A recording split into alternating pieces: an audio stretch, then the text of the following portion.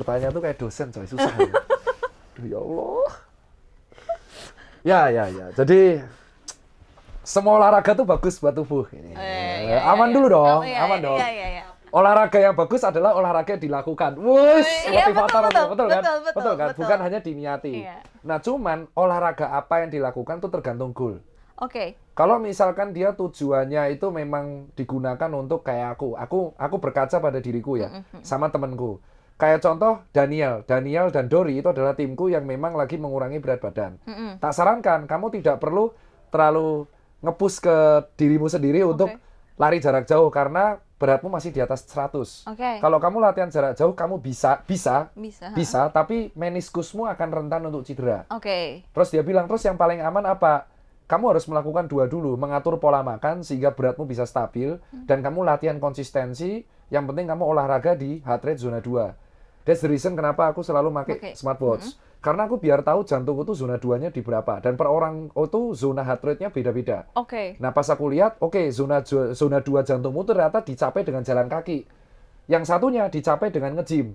Ya udah, beda-beda kan? Ya lakuin itu selama 30 menit per hari. Yang penting minimal 150 menit per minggu. Jadi ada fase 3, berarti 5, kalau kita 5 hari berarti 30 menit kali 5, terus 2 hari rest. Itu nggak apa-apa. Jadi kayak olahraga, rest, olahraga, rest. Itu boleh. Nah, tetapi kalau tujuan kita memang pure, contoh saya pengen massa otot, pengen saya kurus nih, saya pengen bulking. Saya lebih dominasinya di angkat beban. Angkat beban dan meningkatkan intake protein. Jadi angkat bebannya pun harus sama PT. Lain cerita kalau teman-teman saya yang lari maraton. Lari maraton itu yang diadaptasikan adalah serabut otot yang tahan dalam oksigen yang rendah.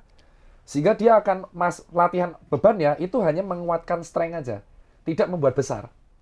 Jadi latihan bebannya pelari yang jarak jauh itu hanya menguatkan ligamen sama otot supaya dia kuat, nggak cepat kram. Kalau dia besar-besar kan jadi berat, badannya jadi berat larinya. Yang dia latih otot jantungnya supaya tahan, supaya endurance-nya gerak. Makanya pelari jarak jauh dia lean, jadi kurus, tapi berotot. Tapi kalau nge-gym, gede badannya. Tapi kalau disuruh lari jarak jauh, dia tidak akan setahan orang yang lean. Ada yang bisa melakukan dua-duanya, bisa. Tapi dia tidak mungkin bekerja 9 to 5. Pasti atlet. Karena berat. Jadi pagi lari, sore nge-gym. Itu yang dilakuin kayak atlet-atlet sepak bola sama basket. Kalau LeBron itu paginya nge-gym, sorenya lari. Otomatis nggak kerja tuh, nggak cari uang, kere kayak saya nanti kalau saya olahraga terus ya kere ya. Nah kalau orangnya sudah memang menganggap sport as a stress release, ya secukupnya, yang penting 150 menit per hari. Kalau goalnya buat maintenance massa otot, ya harus melakukan dua-duanya.